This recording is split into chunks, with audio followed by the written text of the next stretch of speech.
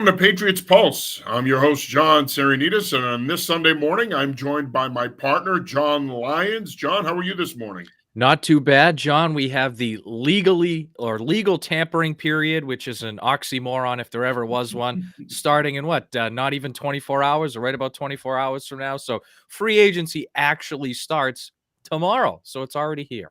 Yeah, and I look like I just woke up, which I did about Well, an we set hour the or two clocks ago. ahead. So, it's really Yeah, 1 hour closer to yeah, free agency it every is one week. hour closer to free agency, and that would explain why I look like crap. But anyway, you mentioned free agency, and that's going to be obviously the main topic of conversation here this morning. Of course, you mentioned the legal tampering period begins tomorrow. We've already seen a lot of teams re-signing their own guys, and that's not good for the Patriots because a lot of the guys, not so much a lot of the guys, but a couple of the guys that we've been talking about as being potential free agent targets are off the board. Most notably, Baltimore Ravens left tackle Ronnie Stanley, who signed an extension with the Ravens last night, 3 years, 60 million, 44 million guaranteed. I did a list last week of 25 free agents to watch the Patriots on anyfootballjournal.com. I had him as the number one free agent target. I know you did a list as well over WEI.com. You had 8 guys. He was on that list. Number one as well. Number one Yeah. as well. And Yeah. and I think, look, and we're going to get into this a lot. You mentioned, Mike Reese had talked about Patriots spending in his weekly notes this morning. I do want to touch on that, but that to me is the big one because they've been linked to Milton Williams, they've been linked to a couple of these other guys, but Ronnie Stanley was the primary target. He's off the board now. Now they have to pivot. Now the question becomes, what do you do at left tackle? Do you address it in the draft? Do you trade down and maybe take a guy a little later? They can go in a lot of different directions here. There's still some guys to keep an eye on in free agency, but not having an opportunity to at least talk to Ronnie Stanley, for lack of a better term, that sucks.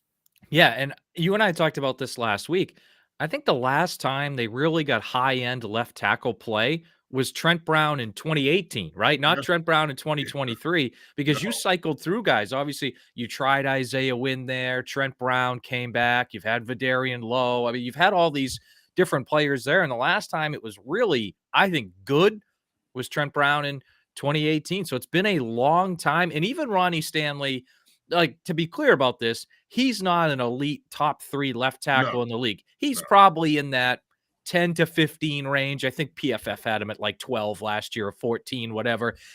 But even that would be a massive step up. I mean, you literally had the worst left tackle play in the league. So if you got a guy who's 15th, that's 16, 17 spots better than what you had last year. So I think that's the unfortunate part. And you look at the left tackle market, like it's Dan Moore, it's Cam Robinson, or it's your first round pick. I think those are the only 3 avenues because Alaric Jackson re-signed with the Rams. Obviously, we're talking about Stanley who re-signed. No one's going to trade you a starting caliber left tackle. It No. just doesn't happen. Yeah. So it's really those 2 guys or your first round pick. Now, I still think Cam Robinson or Dan Moore would represent an upgrade over Vidarian Lowe and what you had at left tackle last year, but it's not maybe as exciting and it's not as good as if Ronnie Stanley was available and you could talk to him tomorrow. Yeah, no, I agree with you. That is going to be their primary avenue. And I think the other thing they need to consider doing is really loading up at that position because you're now at a place where you also have to develop internally. We said this last week. You know what you have inside. I think they have a lot of bodies inside that they need to figure out who they're going to play and what they're going to do with them. It's tackle that's obviously your number one need. And the way I look at it at this point is if you're not, and I think Cam Robinson will be in play here. The relationship with Doug Marrone had him in Jacksonville. They drafted him when he was there. I think that will factor into it. I think Cam Robinson could be a good player. He certainly represents an upgrade over what you have now. I could see them going down that road, probably overpaying him because I do think Cam Robinson will have some suitors. But I do think that in this draft class, you've got to come away with at least 2 offensive tackles. And I'm talking left tackle types, not right tackle types, because those guys are still out there. You could still find guys that can play right tackle. It's developing guys that can play on the left side. And I'll throw this out there too, because this happened during the week. I was a little surprised. They were supposedly linked to him, but I was a little surprised that they didn't make more of a push to bring back Joe Tooney. Now, I know he'd be playing inside at guard, but now if you bring back a Joe Tooney potentially, and I mean, Chicago got him for next to nothing, a 2026 fourth round pick. If you bring back a Joe Tooney, now you could potentially kick a Mike Onwenu out to right tackle, or maybe even play Joe Tooney at right tackle. It would have given you a veteran body who's played here before, who's one of the best players at his position the last few years. I didn't quite understand how involved they were with him, because if they were, that's an easy asking price to meet, in my opinion, when you consider where they're Yeah, at. it's a guy they never should have let go in the first place, and it's another one of those guys, Yeah. and you and I have talked about this in the past, whether it's David Andrews, Jonathan Jones, Joe Tooney's a guy, he's won multiple Super Bowls here. Like, he knows what the standard is supposed to look like, and obviously he won a couple Super Bowls in Kansas City as well, but the fact that he's done it here, I think makes a difference as well. And if you had traded for Joe Tooney, then you have Cole Strange at center, Onwenu at right guard, Tooney at left guard, the middle of your offensive line, you're all set. And like right now, the Patriots need probably 3 new starters on their offensive line, I would say, from last year. 2 new tackles and 1 new interior guy, because I'm assuming David Andrews and Mike Onwenu or Cole Strange and Onwenu, like 2 of those guys will be there on the inside. You don't buy the report that they cut Andrews last night. Did you I see did, that floating and around I on hope X? it's Yeah. untrue, and I haven't seen any proof. And even if, let's say, they did, I will say there's been a lot of, how do I put this? Because I don't know, maybe categorically speaking, we fall in the same category, but there's been a lot of non-insiders that are getting information on them. These are not people that are around the organization. These are not people that are credentialed. I don't get it, but this is being put out there. I haven't seen Andrews release anywhere else, but there's been some people getting stuff, even on the coaching hiring front a month ago, where I'm like, how are these people getting this information? Like, it's hey, just, maybe they and it's not, I'm not saying it because I didn't get it or I didn't put it out Yeah. there, but I mean, if stuff's coming out that easily, I think Yeah, that's a I problem. know. Who knows? Maybe they know someone in the IT department who knows when they're shutting off email addresses, right? Yeah. So it's possible. But yeah, and also too, some of those scoops, to the credit of those folks, have been correct, right? Whether it's some of the assistant coaches. Yeah, that's Yeah. what I'm saying. I don't think that's good for the And Patriots. so even if, let's say, they were to move on from Andrews or he retires because he's not healthy enough, I still say you have Strange and Onwenu starting on the interior, right? Strange probably at center, Onwenu maybe at right guard. You still need 3 new starters, right? And maybe some of them are on the roster, right? Maybe Caden Wallace is one of them. Maybe Layden Robinson is one of them. But as much as you and I might like those guys, we don't know that for sure. I mean, those guys have limited time, and that time they've had has been inconsistent. So you're going to go into next year needing 3 new starters. And I think a guy like Stanley, and to your point, a guy like Tooney, would have been guys that you knew without a doubt you plug that guy in at left tackle or left guard, and you're okay there. As long as he's healthy, you're okay there. You don't have to worry about it. And now we're sitting here with free agency starting tomorrow, and you still need 2 new tackles. You still need, another interior starter. And even if 1 or 2 of those guys are on the roster, they're not all on the roster. So you're going to have to go out and get those guys. So I think that's, again, they're in a frustrating position in that respect, because it's not just, hey, they need 3 new O-line starters. They need help at other positions as well, and starter level help at other positions as well. So with that said, let's take a look at their top 5 needs in free agency, and these needs will obviously be similar in terms of the draft. I have them as offensive tackle, wide receiver, edge, defensive tackle, cornerback. I think those are their top 5 needs, because when you look at them everywhere else, could tight end be a potential? A defensive tackle, in my view, is a bigger need than tight end. Sure. Oh, I would agree with Obviously, that. obviously, I think that they've got enough bodies inside at guard and center that they could figure it out. You still have enough depth at safety that you could figure it out. But for me, when I look at these, what they need, I think those are their top 5 needs. So with that said, let's start there. Yeah, and I would add that? off the ball linebacker right after that, right? Like number 6, Yeah, if I you will. agree. But yeah, right. And I think and I think you could add, to the running back room, you could add to the tight end room. But yeah, to me, it's tackle, it's receiver, defensive tackle, edge. Like, those are the positions, and some of those, like corner, you have an all-pro in Christian Gonzalez. Defensive tackle, you have a guy who could be an all-pro in Christian Barmore, but it's just beyond those guys you have questions. And it's still a starter level question. Even corner. I mean, I like Alex Austin, the player, a lot. I think he could be potentially a cornerback too. But is he better than Shavarius Ward, who you could sign? Well, I don't that's know, but just it. like, Right. and I, we can sit here and say, hey, Dan Aquale is a player we like. He's not better than Poona Ford or Milton Williams, right? So it's like that's the thing. You even some of those positions that you might have a really good player like a Gonzalez or a Barmore, the depth isn't there. Even linebacker. I mean, look how bad their linebacking core was after Jawan Bentley got hurt last year. It was like their run defense and defense in general the first 2 weeks compared to after he got hurt, huge step down. Yeah. Night and day. Night and day. Yeah. No, and I think you're right. I think that those are areas that people may not think are need areas because they're so hyper focused on offensive tackle and wide receiver in particular. But those are need areas. So let's start at cornerback. I have that as my fifth need for them. I do think they need a second quarterback who can be that field corner, who can play opposite Gonzalez, who's a boundary corner. And I think they're going to have to spend there. Now, do you sign a Carlton Davis or a Shavarius Ward? No, those guys I think are going to command some big money that I'm not sure the Patriots want to put into that position. But someone like a Byron Murphy or a DJ Reed could be in play there for them in free agency. Those are guys that you could potentially afford to sign that can come in and complement a Christian Gonzalez well and be a good fit in this scheme. Another name to keep an eye on is a guy that Mike Vrabel knows well from his time in Tennessee, Christian Fulton, who played pretty well last year for the LA Chargers. So I do think that cornerback is a bigger need than a lot of people think, and I do think they're going to spend. I actually put Shavarius Ward on my list, and the reason I did was for the length. 6'1", 196, because that's something before they drafted Christian Gonzalez, they didn't have a corner with length. I mean, Stephon Gilmore had length. Obviously, he's moved on, and he wasn't there at the time. So they drafted Gonzalez, a great corner with length. There are other corners. I love Jonathan Jones, favorite player on the team, but doesn't have length. Marcus Jones doesn't have length. Alex Austin, not a ton of length.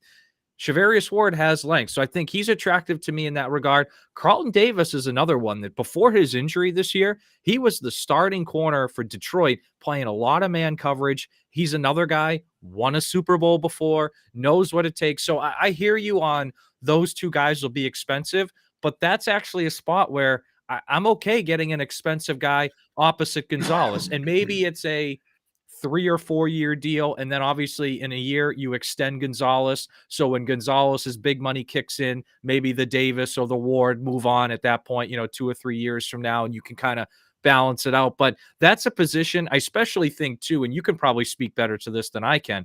With Terrell Williams, I think they're going to do a lot of attacking up front, right? A lot of single gap stuff. Yeah. Maybe It's going to be a lot of and maybe even some more reset the line and even maybe some more blitzing as well off the ball. So with that being said, you really want two good corners there. And so that's why, like, I hear your point on it, but that's actually one I'd be okay, whether it's Carlton Davis or Shavarius Ward, them overpaying a little bit.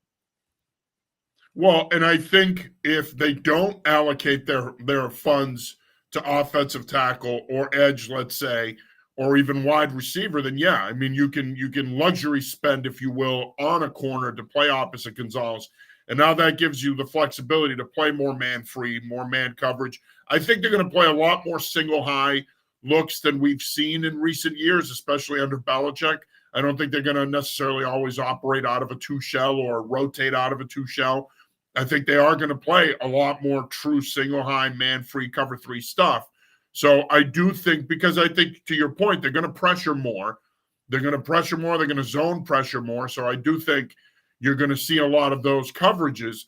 But I'm with you. I mean, I think if the money's there, at least for the next 3 years, I think you might as well spend it and have two legitimate corners now that give you the flexibility defensively to do a lot of different things with your front, your linebackers and your safeties, and getting them involved in the pressure game as well. Their fourth need is defensive tackle, in my opinion. And this is where I think they could make their splash purchase, if you will. I think Milton Williams is legitimately in play for them. He's going to get anywhere from 15 to 20 million a year. He's 26. I've said this in anything I've written this week in regards to free agency. I think their approach, John, is going to be they're going to target second contract guys that are in their mid-20s or third contract guys that are in their late 20s. They're going to give them shorter term, more money. That's going to be their focus. I don't think you're going to see a lot of guys over the age of 30 be the target. I could be wrong. Vrabel, excuse me, Vrabel could look at this and say, we need to bring in some veterans. We want to win now. We want to turn this thing around. But I don't think that's smart, in my opinion, John. I think your focal point should be getting a guy on his second contract or short-term third contract, but don't go out there and spend too much on 31, 32-year-olds. It's not what this team needs. They need to do it at a slower pace than that. That being said, I think Milton Williams is a primary target for them. I think if there's one team that's going to overspend to sign him, it's them. I think he's going to be a really good fit in their scheme. Another guy that I know you like is Poona Ford. You've talked a lot about him. I think he's another guy that they're going to be interested in spending on. Tashawn Horton, who played for the Kansas City Chiefs, is another possibility as well. DJ Jones from the Denver Broncos also is a guy to keep an eye on, although he doesn't fit the timeline I'm talking about contractually. But this is another position that the Patriots may end up and I think spending this is, of all the positions, I think the highest likelihood of big money is defensive tackle, because I think they're going to sign more than one. And let's start with Milton Williams. You mentioned it, 26 years old, 5 sacks last year, 24 tackles, obviously was dominant in the Super Bowl, ranked 6th, by the way, in ESPN's pass rush win rate, too. So, I mean, the analytics folks like him a lot as well. The issue with Milton Williams, he's never played more than 50% of the snaps in a season. So I think he's not going to be a guy that's going to come in and be a 3-down player on every series for you. Now, he could get to that, and I think he could be really productive for you. But that's why I mentioned sign too. And the other guy for me is Poona Ford. I think he's probably the best run-stuffing defensive tackle on the market. And this past year with the Chargers, he was really good. Not quite as good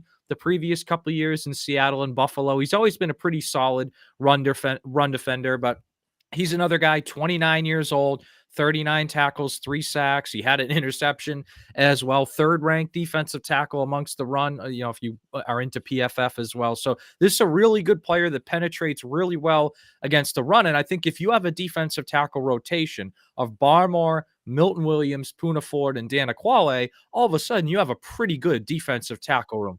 And they're going to have to bring Aquale back. He's a free agent. And I think all of a sudden, though, then you have a good defensive tackle room. So I like Milton Williams a lot, especially against the pass and working up to a bigger role. I like Poona Ford a lot, especially against the run. I think you get both of those guys. And again, that's where the big money could come in, because I think Milton Williams, he's going to be a big money contract guy. And I think Poona Ford's going to be one of those guys that's not a big contract guy, but maybe gets a bigger deal than people think, right? Like people might think, oh, that's a 1-year, few $1 million player. He might be a 2-year guy that's $15 million. So again, not exorbitant, but just bigger than people think. So I would sign both of them. And although it's not the priority of left tackle and receiver, I'd be on the phone with both of those guys pretty quickly tomorrow. Yeah, my concern with Milton Williams is he checks off a lot of boxes, scheme fit. You can play that shade 2-eye tackle opposite Barmore, provided Barmore is healthy. You can also play the 3-tech and sub packages. I like the player. I mean, I'm not a fan of, there's a lot of shorter defensive tackles in this free agent class, and I don't always love that. I do like a little bit of length, because we are talking about guys that have to get their hands on people and stack and shed. My concern with Milton Williams is, you made a very good point about his snap usage. He's only played in about 50% of the team's snaps in his career. And you know what? That's great. He's maximizing his reps. He's maximizing his snaps. But are you going to pay that guy 15, 17, 18, 20 million a year? I mean, I know age is on his side, and he's a productive player, and I know he's an analytics darling, but I'm not sure I'm showing out $18 million a year on Milton Williams. I just, that to me might be a little too rich for my taste at defensive tackle. I think you could get some more production and spend less. So we'll see. To your point of Poona Ford, another guy that, while I like him, I don't like the 5'11". Yeah, that's fair. You got to have some length there. Yeah, you got to have some length there. It's great that he has the width. and he can eat up double teams and he can two gap, but you want to have a guy too. Remember now, this is going to be an attacking defense whose goal is going to be to reset the line of scrimmage. I don't know how he fits scheme wise either. All that being said, at the end of the day, I do think they're going to spend there. And I think they have to, not only because it's an area of need, but also the uncertainty with Christian Barmore, right? I mean, he dealt with the blood clots last year. We don't know where he's at. Obviously, we hope he's okay and can make a full recovery and come back, but certainly the uncertainty there doesn't help. You are watching Patriots Pulse. I'm your host, John Sarianides. As always, I'm joined by my partner, WEEI's John Lyons. And of course, we're doing our free agency preview here. Free agency unofficially kicks off tomorrow, and then it officially kicks off on Wednesday. But you'll have the next 2 days for teams to go out and spend, and then for insiders to break the news and kind of ruin the day on Wednesday. Kind of becomes pointless come 4 o'clock on Wednesday afternoon. Their third biggest need, in my opinion, is edge defensive end. I think this is a big need for them. Now, look, if I'm going to overspend, Josh Sweat is a guy that I'm overspending on because this has been, let's face it, John, you could say, okay, schematically, that's been part of the problem. Under Belichick, they didn't pressure as much. They relied on base pressure, this and that. You can say all of that. But the bottom line is we all watched the Super Bowl. We all saw what the Philadelphia Eagles did to the Kansas City Chiefs up front.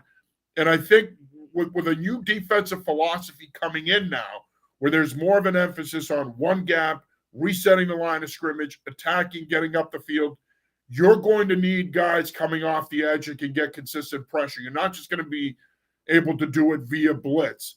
So that being said, when we talk about overpaying guys, I think Josh Sweat is a guy that they should consider overpaying. Some other guys here to keep an eye on, Azeez Ojulari, a little older, not as productive from the New York Giants. He's a guy to keep an eye on. If you wanted to go the veteran route and spend, Joey Bosa is available, Khalil Mack is available. Those guys are people that are players rather than people are familiar with, but they are also on the older side. So there's some names there. But I think their primary target should be Josh and Joey Sweat. Bosa as well has missed most of the last 3 seasons due to injury on top of it. Yeah. Yeah, and I think he's going to want to play with his brother. I think he ends up in San Good Francisco point. And ultimately. Josh Sweat, like the player a lot. I think edge, though, John, is going to come through the draft. I think they're going to get – that's where they're going to add. And if Josh Sweat is not crazy money over the top, they'll be in on him. But I look at their edge situation, and I agree with you. It's a legit need. Anthony Jennings is a really good edge against the run. He had a couple inconsistent moments last year. The Arizona game kind of stands out. But on the whole, I think he's really good against the run. I think Keon White is a really good pass rushing edge. I just don't think he was used properly last year in the defense. And I also think one thing they did do well last year is towards the end of the season, they started putting Keon White inside to rush the passer sometimes, and it was pretty damn good. So I think if in sub packages, you're right. Right. Really so I think but it still feels like you're an edge short there, right? Because even you put Keon White inside, who's that other edge there? Obviously, they traded Joshua. It's that, and I don't think they have an explosive enough guy. I think that's their problem more than anything else. I don't think they have that guy that pops. That's do they have a guy on the roster right now that can get you 10 and a half, 11 sacks? It's like maybe White's that guy, but it's not going to come that way that because he's 6'5", 285. He's going to be power off the edge or some power and speed come against a guard on in sub package down. So you're right. I mean, they're guys short. I just think if I'm looking at defensive tackle or edge, I'd rather spend the money on the 2 defensive tackles than I would Josh Sweat on the edge. And I like the player a lot, and if they got him, I'd be happy. I'd prioritize inside. And I look at this edge class. I mean, you got obviously Abdul Carter could be in play at 4. There's other edge players. Oh, well, I mean, this draft is loaded at defensive tackle and edge. So to your point, that's probably your best and I think avenue. even like your second round pick. Right, because you got the guy from Ole Miss, Princely. I'm going to say his last name wrong, but Princely Umanamamine, I think. He's a really good edge player, right? Like you could get Princely, and obviously your guy Donovan Izaraku of Boston College, really good edge player, right? So I think that second round pick of yours. Covered him for 3 years, really good edge player, great kid. I think he'd fit in with them well, and they know him. I mean, Obviously, with Vrabel's son playing at Boston College, they do have a lot of intel on the Boston Yeah, College so program. that's why to me, again, if they got Josh Sweat, I would be happy, right? I just would prioritize defensive tackle over it, and I would look at maybe that second round pick as your edge player, or potentially, depending on what they do in free agency, that first round pick, on edge as well. I just think that's going to be more of a draft thing. Uh, yeah. I mean, again, I think a lot of this will depend on how they address their top two needs and what they identify as their top two needs. Just because we think it's tackle and wide receiver doesn't mean they're going to think that. I do think the other thing that's interesting is you mentioned Daniel Aquale earlier. What do you do with him? What do you do with Jonathan Jones? What do you do with Dietrich Wise? These are all Wise free is a agents. guy I would keep around. Do you bring them back? I would keep him around too. I'm a big Dietrich Wise fan. I think he's versatile. I think he can play outside. I think he can play inside. If they move on, I'm going to give you a name of a free agent that I would love to see them sign that gives him similar scheme versatility to a Dietrich Wise, and that's Deo Adeyingbo, who was with the Indianapolis Colts. 6'6", 285, 24 years old. He's in that wheelhouse of the second contract guy. Really productive with the Colts. Very underrated player. A guy that can rush the passer, but can also kick inside and sub packages. Play that 3-tech in a 40 front. He can play the 5-tech in a 30 front. You can do some different things with him. I think he's a player. That's the kind of player they need to target, in my opinion. Young, pay him, bring him in, versatile. You can give him a 4 or 5 year deal, and he can be a linchpin for you up front. Because I think those guys are going to play in this scheme. I think they're going to want those guys that they can move around in the front and do some different things with. That's a name to keep an eye on. I think he's a player that was very underrated with the Colts, kind of flew under the radar, but I think he's a guy that would be a nice scheme fit in this system. But I am interested to see what they do with retaining their own guys. Of that group, I could see them keeping Aquale. Jones and Wise, do you bring them back for leadership purposes? Obviously, they've won Super Bowls with the organization. They would be great. They would be great guys to keep in the locker room, but what's their player value on the field? But going back to edge pass rush, I'm with you. Because this draft class is so strong in that area, I could see them addressing it there.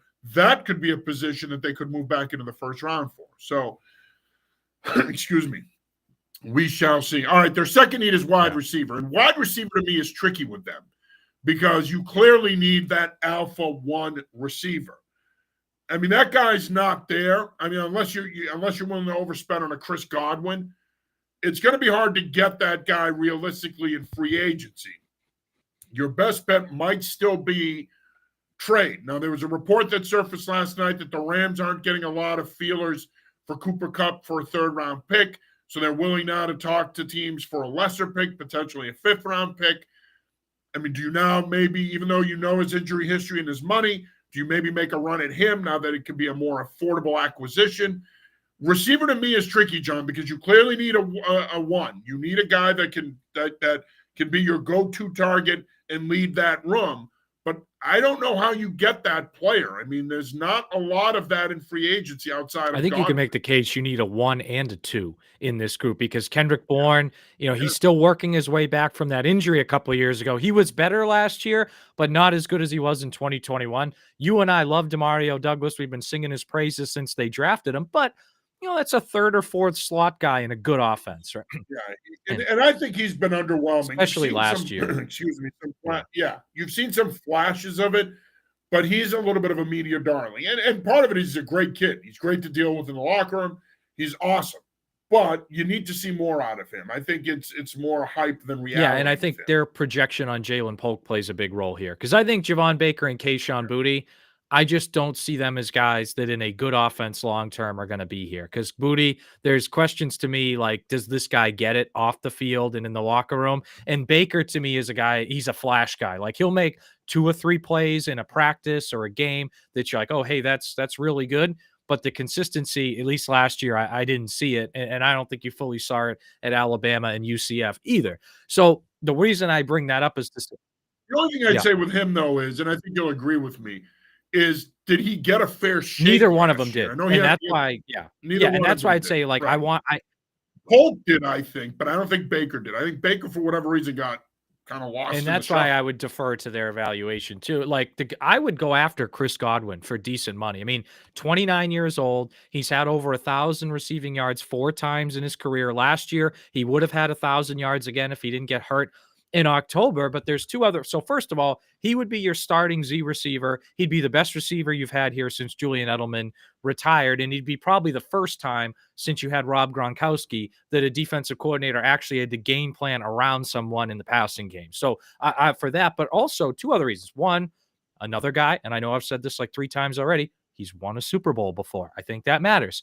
And because he played with Tom Brady, I think his fit in the offense here would be pretty good. And I know Brady didn't run the exact Josh McDaniels Patriots offense in Tampa Bay, but there were large parts of it kind of meshed together with Bruce Arians and Byron Leftwich. So the point being, this offense would not be a huge learning curve or totally foreign to Chris Godwin, at least based off what I saw with him and Brady. So I like that fit a lot, 6'1", 209 on the outside. Obviously, to me, too, the white whale for me, if you will, John, it's trading for DK Metcalf, too. I mean, you bring that guy in, I don't care what offense you're running, what's going on. That dude is a game changer there as well. So really, and I know there's been some reports too. And Patriot fans saw that Yeah. firsthand last year here when he scored the 60-yard Right. And touchdown. there's also been some whispers like, is Jacoby Myers available? Like, if they walked away with Chris Godwin and Jacoby Myers, I'm really happy. Like, and I think that would be a great fit. So, again, I would look to add two bodies to that. Godwin would be my first choice, and then a trade for Metcalf, maybe a trade for Kupp or Myers, or drafting a guy in the first 3 rounds that they really believe in. And again, drafting receivers hasn't been the Patriots thing since like Deion Branch in 2002. So been a little while, but yeah, I'm a Godwin supporter, and then maybe bring in someone else as well. This position is tricky to me because Godwin's 29. He has a pretty lengthy injury history. I think that's something you have to take into consideration when deciding what to pay him. The other thing I think you have to take into consideration here when we talk about DK Metcalf is how much do you value your draft capital? You're not trading the 4th pick in the draft for him. So let's get that out of the way. Seattle asking for a first and a third. That's nice and cute. No one's going to give them that. So, and they know that. They're setting the bar high, and they're saying, well, we're willing to trade him. This is what we're asking for. We'll negotiate, but if you don't meet our asking price at some point, we're also content keeping him, especially if the speculation is true that they're going to sign Sam Darnold. Why would you trade DK Metcalf at that point? He needs somebody to throw to. They do have Jackson Smith and Jigba, but I think what Seattle's doing here is it's a leverage play. They're saying we're willing to deal him, but if not, we'll hold on to him. That being said, maybe you offer your 2nd-round pick, 38 overall. See if that's enough for them to make a deal. If you do that, I would do that. I would trade my 2nd-round pick for DK Metcalf. He's in the prime of his career. He's a number one. He can step right in and give your receiver room some legitimate production and credibility. Speculation is out there that the Patriots are the favorite to land him, which leads me to believe that they're willing to put that 2nd-round pick on the table. Metcalf has said in the past he doesn't want to play here, though. So I think that is something to keep in mind. And this is the problem, and I know Patriot fans don't want to hear this, but if you're not winning, people don't want to play in New England. People don't want to play in Buffalo. People don't want to play in some of these places, Minnesota, unless you're winning, because you have high taxes. You have the millionaire's tax here. I've talked to players off the record that have expressed, that, okay, you're playing in Foxborough, Massachusetts. Some people have said to me if the Patriots were playing in Boston, they'd be a more attractive destination. I don't know. Whatever. That's debatable. But all that being said, you got to win in order to get guys here. So I'm all in on trading for DK Metcalf if it's that 2nd-round pick. But he's got to want to come here, and he's got to want to sign an extension. Because if he doesn't want to come here and he doesn't want to sign an extension, I'm not doing that. Brendan Ayuk's name has been thrown around as well. I don't see why San Francisco would trade Deebo Samuel and Ayuk. I mean, now you have nobody. Don't talk to me about an aging George Kittle. Ricky Pearsall's he's almost a rookie again, considering what happened to him last year. Yeah. Right. So I don't see Ayuk being on the table. So I still think their best avenue to fix this position is the trade market. Sure, you can overpay a Godwin and get him up here, and I think he would come here. The only thing, like I said, he's 29, lengthy injury history, not a guy that's been able to consistently stay healthy. That would be my only concern with him. But either way you look at it, I agree with you 100%. You got to walk out of this offseason with two receivers that can come in and give you legitimate production. You can't go into it with these guys and maybe a rookie or a Darius Slayton. No knock on Darius Slayton.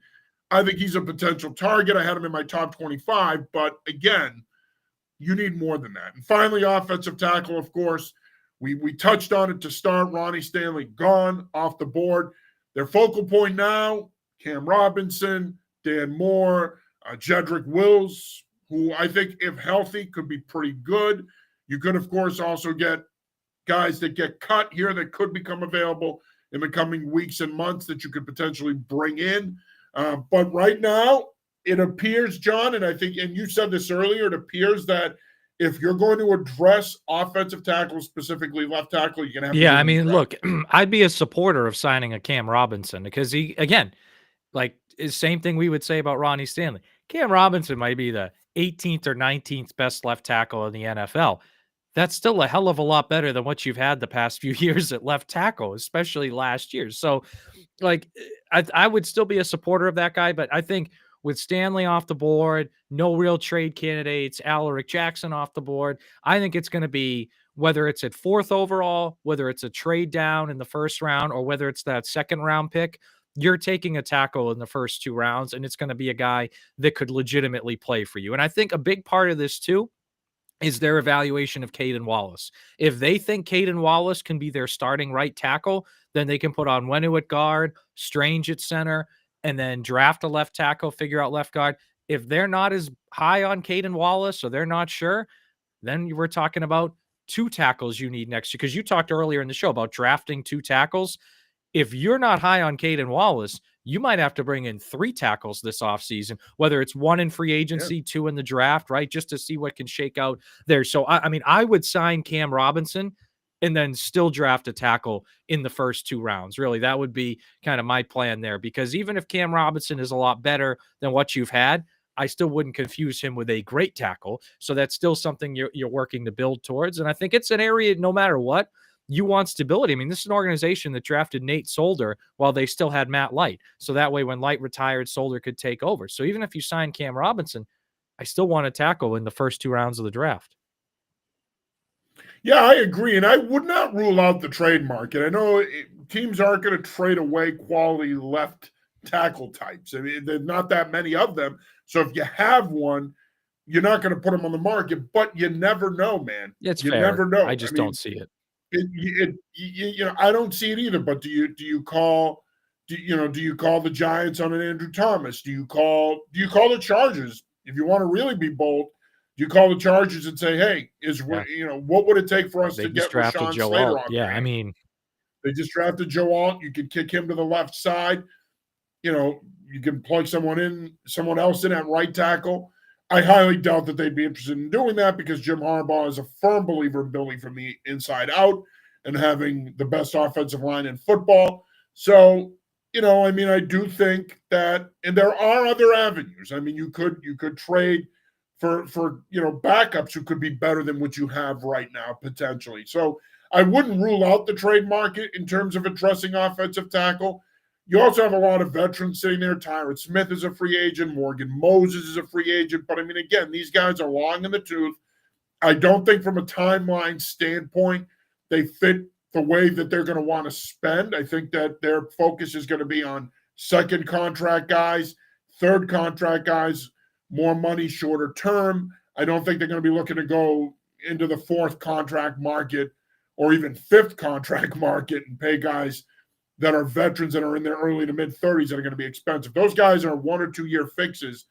And then, you're back in the same position where you need to address a need. So unfortunately, they've got a lot of money to spend, or as Gerard Mayo told us, cash to burn. I just don't think that they're going to burn as much of it, which brings me to an interesting point you made earlier, John, about Mike Reese's piece this morning, his weekly notes, which is fantastic. I mean, all of us try to do something similar to that, and we try to mix it up, but Mike's the best when it comes to that.